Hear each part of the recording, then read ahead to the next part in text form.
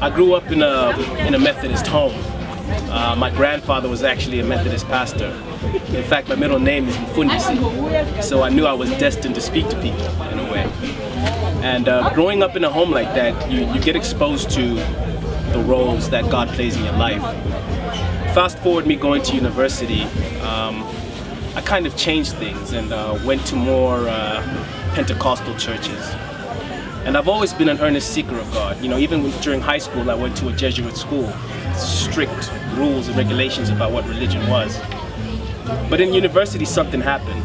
You know, a change, a shift occurred to me. And I realized that shift had something to do with putting God in a box. I realized that I also was being put in a box.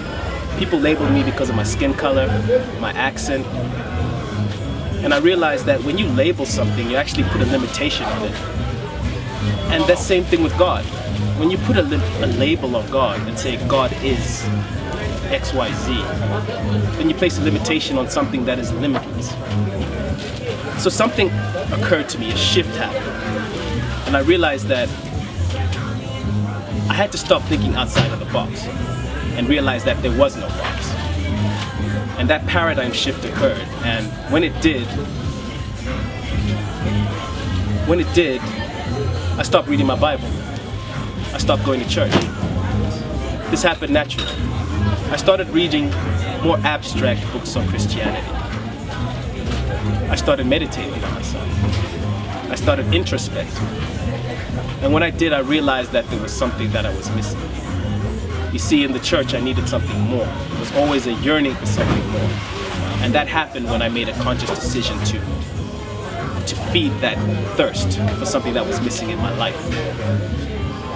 And I realized when I did that, things started to change. It all boils down to the decision you make. When you make a conscious decision, something happens.